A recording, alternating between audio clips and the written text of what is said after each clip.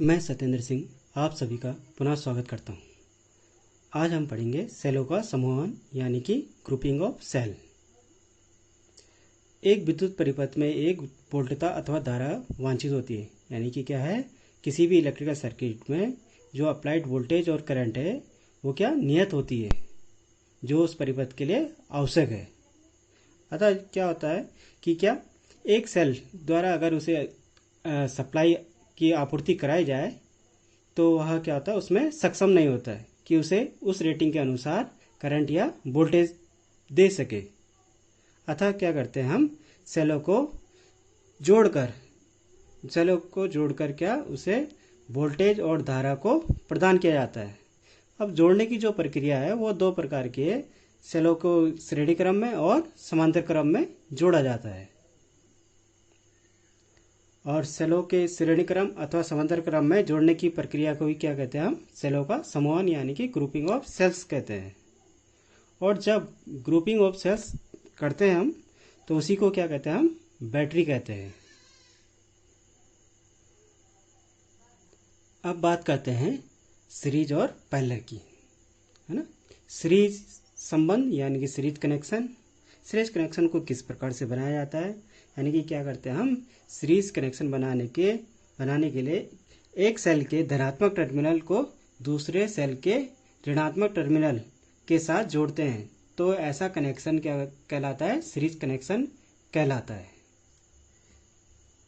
Series connection करने पर क्या होता है कि यदि एक सेल से प्राप्त वोल्टता से अधिक वोल्टता प्राप्त करने के लिए समान सेल जो है श्रेणी क्रम में संयोजित किए जाते हैं, यानी कि कनेक्ट किए जाते हैं।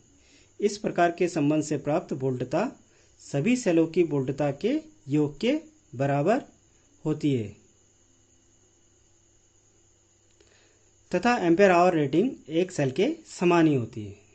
जैसा कि रेजिस्टेंस के सर्किट में, है ना, सीरीज या फिर सीरीज सर्किट में, सीरीज सर्किट क्या करते हैं, सीरीज सर्किट उसे कहते हैं जब क्या होता है, किसी भी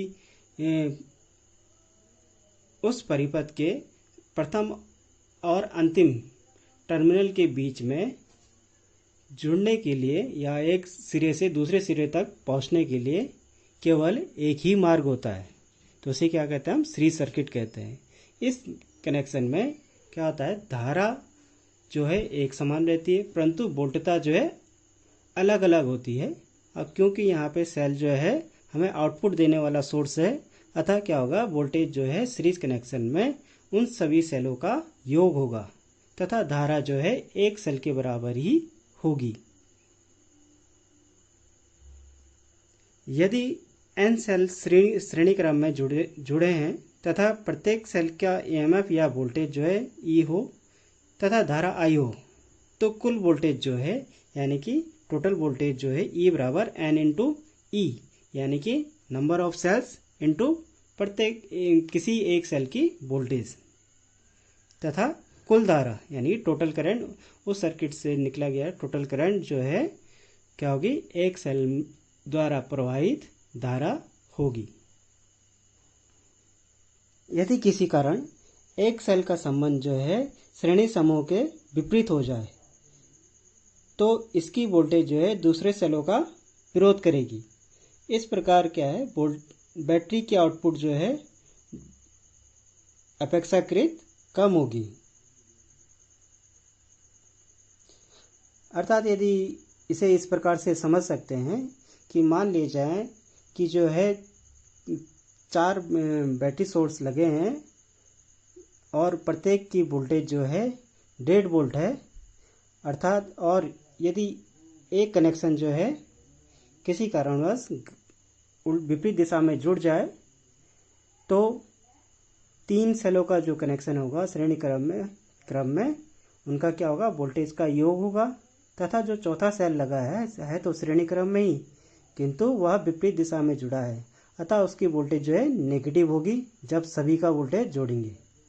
अतः V1 plus V2 plus V3 और माइनस, क्योंकि क्या है विपरीत दिशा में जुड़ा है, माइनस V4 होगा।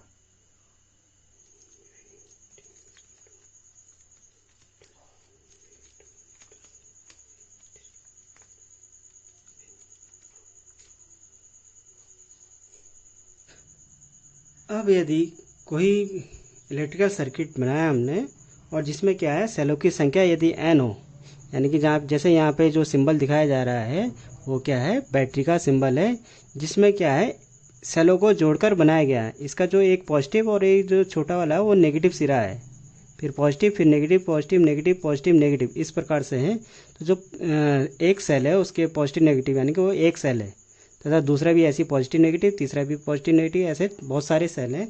यदि क्या हो, सेलों की संख्या क्या हो, n हो, तथा वो क्या हो, श्रेणी क्रम में जुड़े हुए हो, तथा सर्किट का प्रतिरोध जो है R हो, और यदि क्या हो, प्रत्येक सेल का जो आंतरिक प्रतिरोध यानी कि इंटरनल रेजिस्टेंस है वो क्या हो, स्मॉल r हो, तो इस स्थिति में कुल EMF जो है यानी कि टोटल EMF या टोटल वोल्टेज जो है वो क्या होता है, सेलों की संख्या तथा प्रत्येक सेल के वोल्टेज के गुणनफल के बराबर होता है।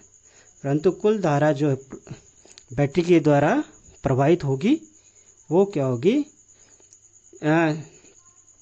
टोटल करंट निकालने के लिए ओम के नियम द्वारा हम लागू करेंगे, I = V/R। V यानी कि यहाँ पे क्या है, टोटल जो यहाँ पे EMF उत्पन्न हो रहा है यानी कि N × E। R जो है क्योंकि प्रतिरोध का परिपथ का जो परिपथ में लगा प्रतिरोध है वो R है, तथा आंतरिक प्रतिरोध क्योंकि यहाँ पे क्या है, सेल जो है श्रेणी क्रम में जुड़े गए हैं, तथा प्रतिरोध जो है श्रेणी क्रम में क्या होता है, R = R1 + R2 + R3 और एक्सेट्रा, यानी कि जितने भी रेजिस्टेंस लगाए गए हैं, क्योंकि यहाँ पे सेल जो है n लगाए गए हैं, अतः उन सभी का योगफल क्या होगा, N × R होगा। ठीक, अतः कुल प्रतिरोध क्या आ जाएगा, परिपथ का प्रतिरोध और प्लस सेलों के आंतरिक प्रतिरोधों का योगफल। ठीक, तो यानी कि कुल धारा जो है N × E/R + NR होगा।